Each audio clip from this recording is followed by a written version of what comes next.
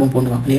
ថ្ងៃនេះគឺជាថ្ងៃទី16ហើយព័ត៌មានថ្មីនៅក្នុងថ្ងៃនេះគឺជារឿងកម្រមួយដែលចុះផ្សាយដោយសារព័ត៌មាន South China Morning Post ហើយព័ត៌មាននេះគេនិយាយពីពនាងរបស់ថៃដែលជាប្អូនពៅរបស់ស្ដេចថៃថ្ងៃនេះគឺមានឈ្មោះថាជលបនហ្នឹងបានស្នើទៅទាហានថៃឲ្យសាងសង់លបងគេហៅលបងអចិន្ត្រៃយ៍ជាមួយកម្ពុជាការពិតរឿងសង់លបងនេះវាមិនមែនជារឿងថ្មីទេប៉ុន្តែវាជារឿងកម្រមួយដែលឮចេញពីមាត់របស់ខ្សែរាជវង្សដែលយើងដឹងថាមានអំណាចនៅក្នុងប្រទេសថៃជាក់ស្ដែងយើងដឹងថារាជវង្សថៃគឺនៅពីក្រោយខ្នងនៃការឈ្លានពានកម្ពុជាប៉ុន្តែវាជារឿងកម្រដែលខ្សែរាជវង្សថៃចេញមុខបែបនេះហើយសម្បីតែសារព័ត៌មានអន្តរជាតិក៏គេចាប់អារម្មណ៍គេថាវាគឺជា it is a rare remark ណាវារឿងកម្រដែលខ្សែរាជវង្សថៃហើយសមាជិកទាំងអស់ហ្នឹងគឺភាគច្រើនត្រូវបានមិនអនុញ្ញាតឲ្យមានមតិយោបល់ទាក់ទងនឹងនយោបាយឬមួយក៏បញ្ហាទាក់ទងនឹងនយោបាយប៉ុន្តែបែរជាបញ្ចេញព័ត៌មាន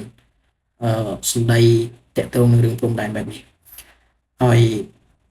រឿងហ្នឹងគឺត្រូវបានចុះផ្សាយនៅថ្ងៃទី16ខែតុលាហ្នឹងម៉ោង3រសៀលហើយប្អូនពៅរបស់ស្ដេចថៃរថ្ងៃនេះព្រះនាមជូឡាបនហ្នឹងបានបញ្ជាក់ថានាងចង់ឲ្យប្រទេសថៃហ្នឹងសាងសង់របង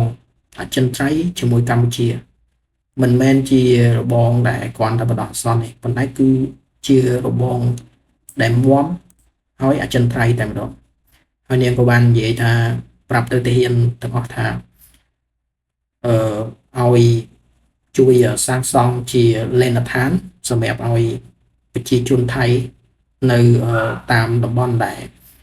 លមានចំនួនក្នុងនេះជាងគ្នាខ្សែរាជវង្សដែលមានឥទ្ធិពលនៅពីក្រោយវាំងលននៃនយោបាយថៃបែរជាមកបញ្ចេញមតិយោបល់ជាសាធារណៈហើយបញ្ចេញមតិយោបល់ស្នើទៅខាងយោធាដោយផ្ទាល់រឿងនេះវាជារឿងដែលគេចាត់ទុកថាជាកម្រហើយជារឿងដែលចេញមុខចេញមាត់បានន័យថាកាលពីមុនគឺរាជវង្សថៃស្ងាត់មាត់បញ្ជាតែពីក្រោយវាំងននប៉ុន្តែបន្ទាប់ពី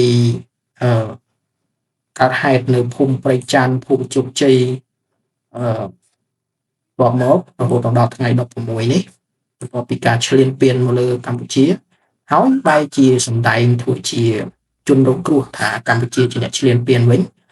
ហើយស្រាប់តែប្អូនពៅរបស់ស្ដេចរាល់ថ្ងៃនេះមានមតិយោបល់បែបនេះគួរសង្កត់ផងដែរថាទោះបីជាមានកិច្ចព្រមព្រៀងជប៉ុនធ្វើនៅម៉ាឡេស៊ីប៉ុន្តែវាហាក់ដូចជាផុយស្រួយដោយសារភាគីថៃគឺមិនគោរពកិច្ចព្រមព្រៀងជប៉ុននេះសោះសូម្បីតែលោក Donald Trump បានព្យាយាមសង្កត់យ៉ាងណាក៏ខាងភាគីថៃហាក់ដូចជានៅតែមិនបង្ហាញឆន្ទៈក្នុងការព្រមដើម្បីដោះស្រាយចំនួននេះទេហើយរឿងនេះគឺយើងអាចប៉ាន់ស្មានដឹងថាអ្នកដែលមានអំណាចធំបំផុតនៅពីក្រោយគឺនៅពីក្រោយគឺពិតជារាជវាំងថៃនេះឯងបាទបងប្អូនហើយយើងក៏សម្គាល់ឃើញថា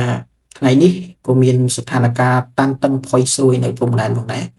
ដោយរសៀលថ្ងៃនេះសម្ដេចតេជោប្រធានព្រឹទ្ធសភាបានបញ្ជាក់នៅក្នុងកិច្ចប្រជុំថាសម្ដេចអាចនឹងចាក់ចេញពីកិច្ចប្រជុំនេះមុនកំណត់ដោយសារស្ថានភាពនៅព្រំដែនមានសភាពអាក្រក់ចឹងគាត់ប្រហែលជាត្រូវចាក់ចេញដើម្បីបញ្ជាដោយផ្ទាល់ហើយសម្ដេចក៏បានបញ្ជាក់ថាគាត់នឹងបញ្ជាតបដោយផ្ទាល់ហើយគាត់នឹងមិនអត់ឱនឲ្យឬមួយក៏អត់ធ្មន់បន្តទៀតទេប្រសិនបើនៅតែមានការឈ្លានពានបន្តរឿងនេះវាមិនចម្លែកឬមួយក៏យើងចាត់ទុកថាមិនគប់ជួនទេព្រោះអីបន្ទាប់ពីខាងយោធាថៃបានជួបជាមួយសមាជិកខ្សែរាជវង្សនៅបាងកកហើយស្រាប់តែមានស្ថានភាពក្តៅនៅព្រំដែននេះគឺបញ្ជាក់ថានៅពីក្រោយរឿងរ៉ាវទាំងអស់នេះគឺពិតជាមានខ្សែរាជវង្សហើយស្ថានភាពនេះ ប្រហែលជាមិនបញ្ចប់ទៅដោយស្រួលទេពីព្រោះពីមុនខ្សែរាជវង្សត្រឹមតែនៅពីក្រោយវាំងននឥឡូវនេះគេបែរជាចេញមុខនិយាយដោយផ្ទាល់នៅពីមុខវាំងននបង្ហាញក្តែងក្តែងជាសាធារណៈយើង